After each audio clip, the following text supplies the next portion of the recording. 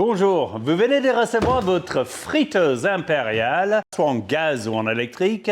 Mais avant de tout déballer, je veux vous montrer quelques conseils pour bien démarrer. Parce que 99% des problèmes sont liés à une mauvaise installation, mauvais montage et plein d'autres choses. Donc, si vous écoutez bien, vous montez bien, vous installez bien, vous entretenez bien, vous aurez une friteuse qui va durer très longtemps parce que c'est l'impériale. Bon, d'abord, toutes les friteuses impériales, ils sont montées sur une petite palette avec des sangles d'origine. Et nous, en rajoutant, parce que c'est pas livré systématiquement avec, mais nous, en rajoutant un couvercle fabriqué en France.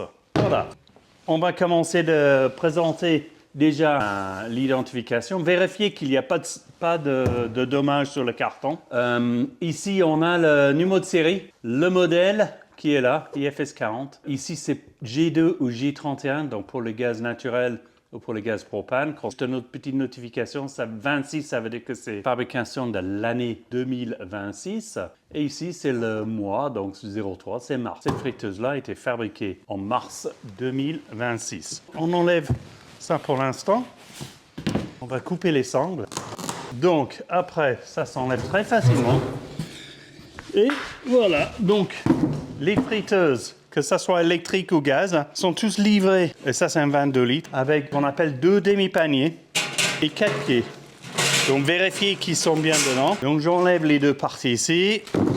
Il y a un petit grille pour empêcher les gros morceaux de frites pour rentrer dans la cuve. Ici, on voit la cuve avec les sondes de thermostat de régulation, thermostat de sécurité qui passent en dessous dans le fond de la cuve. Aujourd'hui, on ne va pas enlever tous les films, mais quand vous êtes en installation, il faut tout enlever ça. Parce qu'après, avec la chaleur, avec la durée, c'est très difficile d'enlever. Le numéro de série, le modèle et la date quand c'était fabriqué. Attention, le 3, c'est le mois aux États-Unis. Et 11, c'est le jour. Donc, c'est le 11 mars 2026. Vérifiez bien que c'est en 31 gaz propane. LPG, ça veut dire gaz propane. On voit bien partout, c'est marqué. Ici, une petite notification aussi sur le gaz et la pression d'alimentation et la pression de service. Pression service, c'est ce qu'on mesure ici, après le détendeur intégré. Donc vous regardez tout. Il y a une autre chose qui est derrière, c'est la petite boîte avec tous les accessoires. Donc c'est ça qu'on va monter aujourd'hui. Ici, on sort ici, c'est marqué en anglais, ne jetez pas tout ce qui est à l'intérieur. Pourquoi? Parce que c'est les pièces qu'on a besoin. Après, on va regarder, mais il faut vérifier que toutes les pièces sont là. Donc ici, c'est la cheminée. Il y a la partie cheminée, il y a des instructions en anglais. Les instructions en français sont disponibles en ligne sur notre site. Ça, c'est la cheminée intérieure. Il y a aussi le tuyau de vidange. Et la dernière partie qui est l'accroche-panier qu'on va la mettre après. Ici, c'est un petit raccord, mais presque on n'a jamais besoin d'utiliser. C'est pouvoir passer du 3/4 de pouce à un demi-pouce, mais en femelle. Et souvent, on a besoin de sortir en mâle.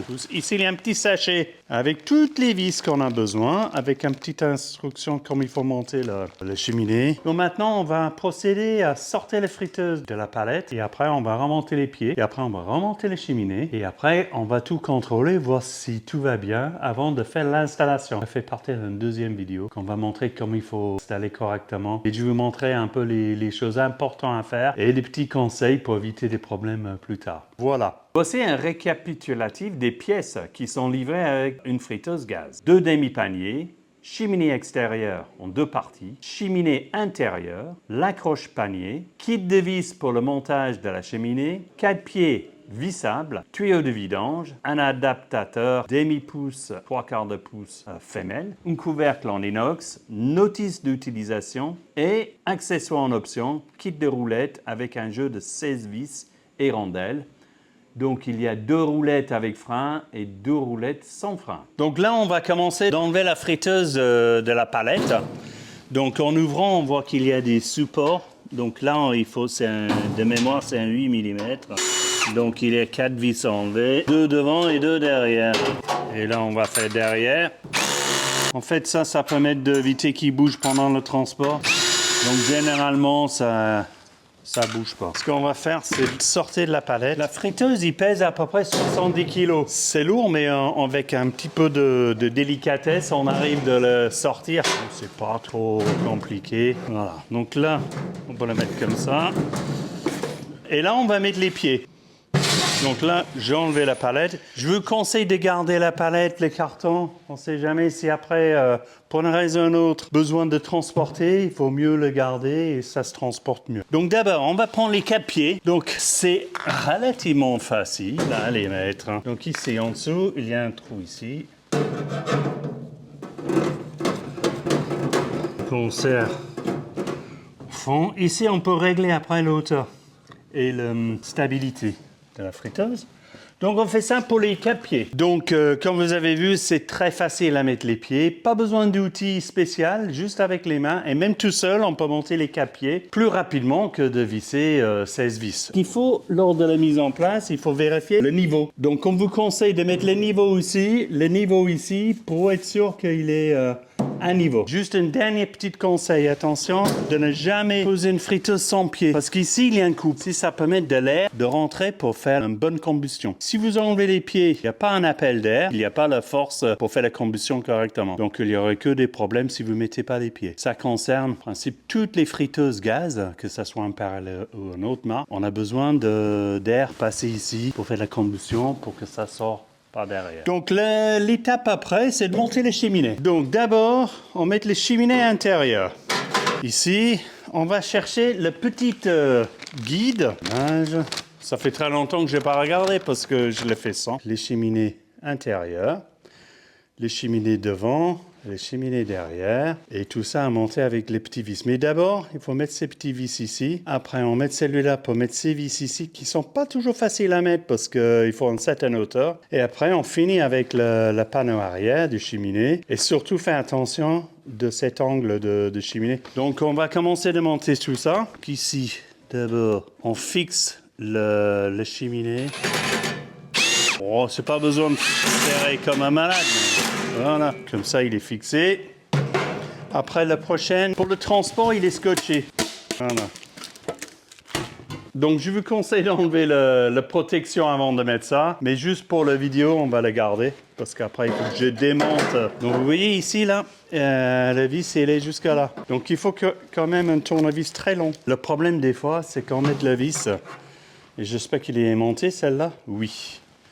Donc, est-ce que j'ai assez de longueur? Ben voilà, ça c'est bien. Voilà, donc ça c'est bien fixé. Maintenant, on va mettre le panneau arrière. Donc, surtout, cette côté-là, ça peut mettre le chaleur de partir dans ce sens-là. Moi, je ne serre pas, je serre à la fin. Je positionne toutes les vis. Voilà, donc pour pouvoir descendre les cheminées ici, on a juste desserré ces 2 vis-là. Et après, on peut insérer les cheminées et cette partie-là. Et après, on peut tout serrer.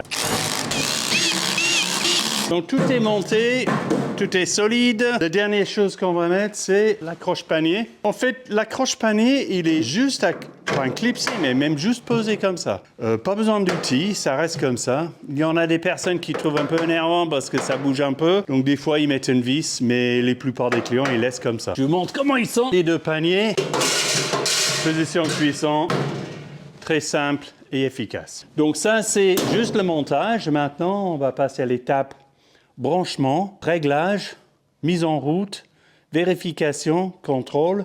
On va faire ça sur une propane. Après, le gaz naturel n'est pas dans une cuisine avec du gaz naturel, mais ça nous permet de voir les principales vérifications à faire avec de la propane.